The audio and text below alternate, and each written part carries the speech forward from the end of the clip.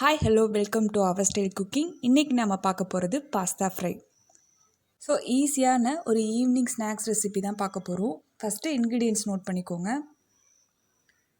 இப்போ எடுத்துருக்க 1 cup pasta நம்ம cook பண்ண போகிறோம்.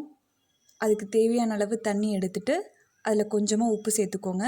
அப்புறம் 1 டேபிள் ஸ்பூன் ஆயில் சேர்த்துட்டு நல்லா கொதித்ததுக்கப்புறம் எடுத்துருக்க பாஸ்தாவை அதில் மிக்ஸ் பண்ணி ஒரு 10 to 15 மினிட்ஸ்க்குள்ளே அது வெந்துடும்.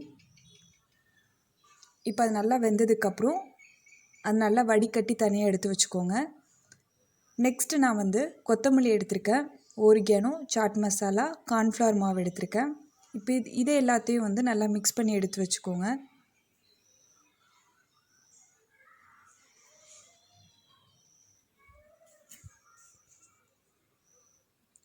ஸோ இப்போ நெக்ஸ்ட்டு 2 டேபிள் ஸ்பூன் சீஸ் எடுத்திருக்கேன். நெக்ஸ்ட்டு இந்த மிக்ஸ் பண்ண மாவு இப்போ ரொம்ப லோ ஃப்ளேமில் வச்சுட்டு அந்த பாத்திரம் லைட்டாக ஹீட்டாக இருந்தால் போதும். எடுத்துருக்க சீஸ், பாஸ்தா, அப்புறம் இந்த கார்ன்ஃப்ளவர் மிக்ஸ்லாம் ஒன்றா சேர்த்து நல்லா மிக்ஸ் பண்ணி எடுத்துக்கோங்க. ஒரு 2 மினிட்ஸ் இப்படி குக் பண்ணால் போதும். இப்போ இதை எடுத்து வச்சுட்டு இப்போ நம்ம இதை ஃப்ரை பண்ண போகிறோம். இப்போ தேவையான அளவு எண்ணெய் எடுத்துகிட்டு எண்ணெய் நல்லா சூடானதுக்கப்புறம் இது எல்லாத்தையும் ஃப்ரை பண்ணி எடுத்துருங்க. ஒரு ஈஸியான டேஸ்டியான ஒரு ஸ்நாக் ரெசிபி தான் அது. மீடியமாக ஃப்ரை பண்ணி எடுத்துக்கோங்க, ரொம்ப டீப் ஃப்ரை பண்ண வேண்டாம். ஸோ கண்டிப்பாக ட்ரை பண்ணி பார்த்துட்டு உங்கள் ஃபீட்பேக்கை மறக்காமல் எங்கள் சேனலில் போஸ்ட் பண்ணுங்கள். பை.